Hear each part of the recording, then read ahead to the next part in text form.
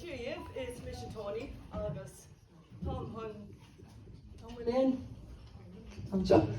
Is Mission Tony agus Tom Hun Aurana Camille Fnecht. Honnig Carmel Gunning on Faddockstone agus Aurani Antas sa Corsa Iran Blian agus Shinne Canawanja Aurana Canashid doing. Dinner she on Ceol Ó Chroí Irimach Míle Seachgéad Ucht a Hucht.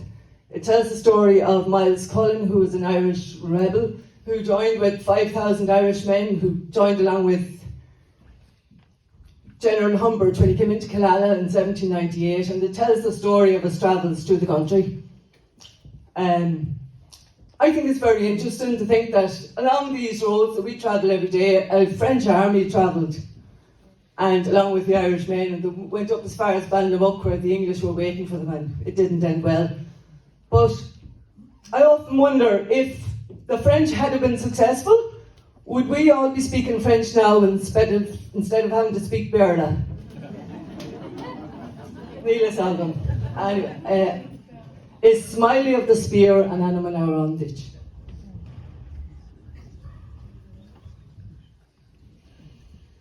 In 98, dark 98, when Erin fought so well, among her heroes grand and great, of one I'd like to tell. Miles Cullen was his proper name, but from what I did hear, they knew him best throughout the West as Miley of the Spear. When at Killala in the West, the Frenchmen they did land, bonfires blazed on every hill to hear the message grand of Erin's sons upon the run, who then did volunteer to go at once and join the French, was Miley of the Spear. From Castlebar until they reached Collooney grand and fair, where'er the Frenchmen they did land, sure Miley too was there. When Humbert's men retreated then, and things were turning queer, one man that would not go from them was Miley of the Spear. As back on Drumshanbo they fell, he told the sons of France, if they could reach the Longford Hills, it was their only chance.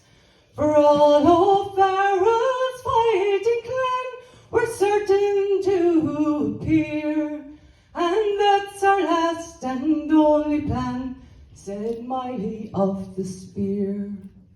'Twas after fateful Balnamuck, when Ireland's flag went down, to reach his home a chance he took, but foes did him surround. And near where old Drumshanbo lies, a gibbet did stand near, and death was ordered sure and fast for Miley of the Spear.